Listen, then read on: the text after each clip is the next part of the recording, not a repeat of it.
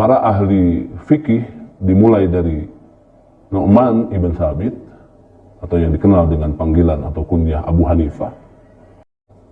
Dia merupakan imamul mujtahidin, merupakan pemukanya para mujtahid.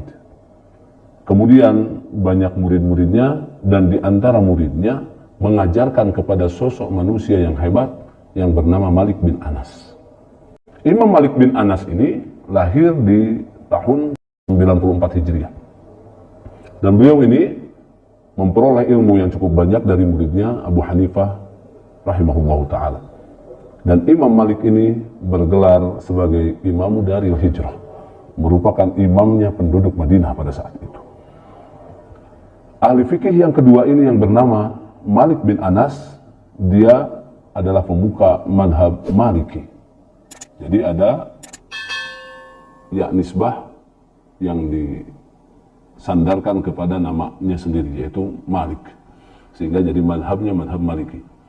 Kemudian dari madhab Al-Imam Malik ini memiliki murid yang cukup banyak, diantaranya murid yang cukup ternama, dan murid yang ternama ini menjadi pemuka madhab berikutnya, madhab Al-Imam Muhammad ibn Idris Asy-Syafi'i yang dikenal dengan Imam Syafi'i. Imam Syafi'i ini merupakan pemuka madhab Syafi'i, dan dia merupakan orang yang luar biasa, orang yang memiliki kecerdasan yang luar biasa, yang sehingga dengan kecerdasannya dia memiliki banyak sekali murid. Di antaranya adalah Imam Ahmad bin Hanbal. Ahmad bin Hanbal ini yang meriwayatkan hadis nanti yang saya sebutkan. Imam Syafi'i, dia berguru secara langsung kepada Imam Malik. Kemudian Imam Malik berguru kepada muridnya Abu Hanifah. Kemudian Al-Imam Syafi'i punya murid yang luar biasa namanya Ahmad bin Hanbal, atau yang lebih dikenal dengan madhab Hambali. Ahmad bin Hanbal ini merupakan pemukanya. Ini adalah orang-orang yang luar biasa. 4 orang ini merupakan representatif perwakilan dari umat Islam yang memiliki kecerdasan yang luar biasa, sehingga dari 4 orang ini banyak orang yang mengambil ilmu dan menyebarkan ilmu dari mereka semua. Nah, Imam Syafi'i digelari sebagai Nasirus Sunnah, sebagai penolong sunnah. Ketika bertebarannya orang-orang yang menyandarkan kebenaran kepada akal pikiran tanpa berpikir terhadap suatu hadis, tanpa berpikir kepada suatu ketentuan syariat, maka Imam Syafi'i dia muncul untuk mengembalikan masyarakat yang pada umumnya sudah mulai menganggap benar terhadap rasio pemikiran. Maka disebut sebagai Nasirus Sunnah, penolong as-sunnah.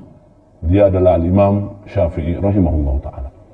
Kemudian dari muridnya ini, Imam Ahmad bin Hanbal, dia bergelar sebagai Imamu Ahli Sunnati wal Jamaah.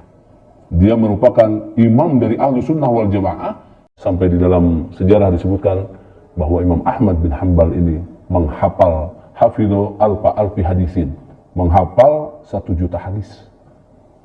Imam Ahmad bin Hanbal membuat suatu buku yang membahas tentang hadis-hadis Nabi yang dijadikan rujukan oleh umat Islam dunia, yaitu kitab Musnadul Imam Ahmad bin Hanbal.